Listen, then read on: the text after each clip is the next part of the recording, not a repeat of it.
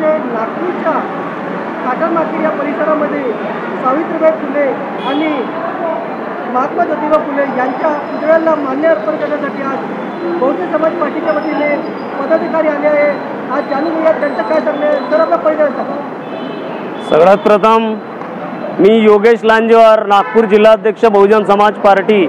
आज 3 जानेवारी क्रांतीज्योती सावित्रीबाई फुले यांचा जन्मदिवस।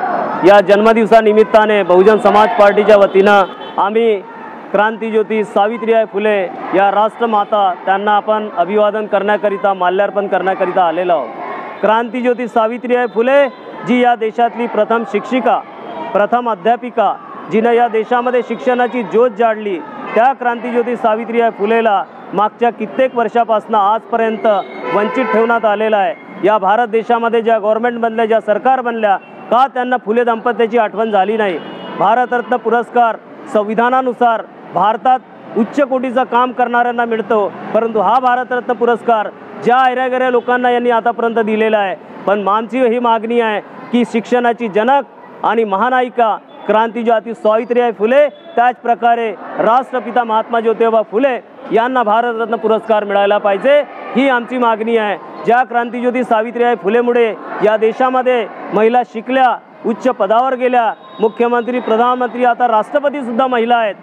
याचा श्रेय कोणाला जात असेल तर या क्रांतीज्योती सावित्रीबाई फुलेंना जाते।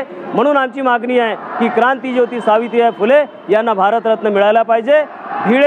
भिडेवाडा जिथं त्यांनी शिक्षणाची सुरुवात केली, त्या क्षेत्राला राष्ट्रीय स्मारक घोषित केलेलं आहे, परंतु त्या राष्ट्रीय स्मारकाचा योग्य रीतीने विकास व्हावा, ही बहुजन समाज पार्टीची मागणी आहे।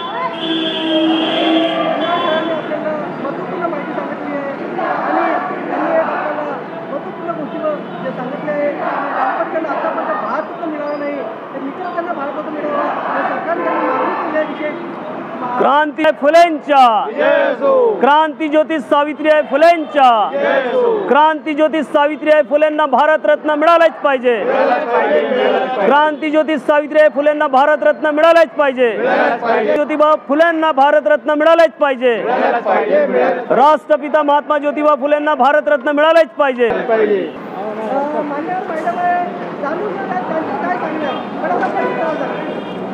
जय भीम, नमो बुद्धाय। मी रंजना ढोरे, बहुजन समाज पार्टीच्या नागपूर जिल्ह्याचे प्रभारी आहे आणि आज 3 जानेवारीला क्रांतीज्योती सावित्रीबाई फुले यांच्या जयंतीनिमित्त पूर्ण नागपूर जिल्ह्याचे पदाधिकारी बहुजन समाज पार्टीचे आज यांना मानवंदना दे, त्यांना अभिवादन करण्याकरिता आम्ही या कॉटन मार्केट परिसरामध्ये आलेलो आहे।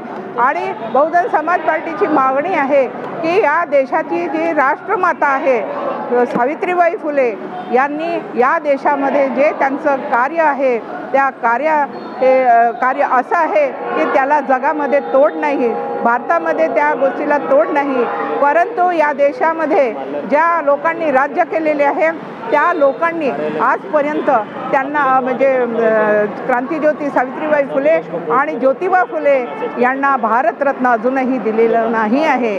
कारण या देशामध्ये ज्या लोकांनी स्वतःच्या पोटासाठी कामं केले, ज्या लोकांना शून्य आहेत, हिरो नाही झिरो आहेत, अशा लोकांना सुद्धा या देशाच्या गव्हर्नमेंटनी ज्या लोकांनी आजपर्यंत राज्य केलं त्या लोकांनी त्यांना भारतरत्न दिलेलं आहे। परंतु एवढं मोठं कार्य करूनही या देशामधले ज्या राजकारण्यांनी, सत्ताधारकांनी अजून त्यांना भारतरत्न दिलेलं नाही आहे। 1 जानेवारी 1848ला जे भिडेवाड्याला मध्ये पहिली मुलींची शाळा जी सुरू झाली त्याला गव्हर्नमेंटनी ताब्यात तर घेतलं आहे, परंतु अजूनही त्याचा विकास झालेला नाही।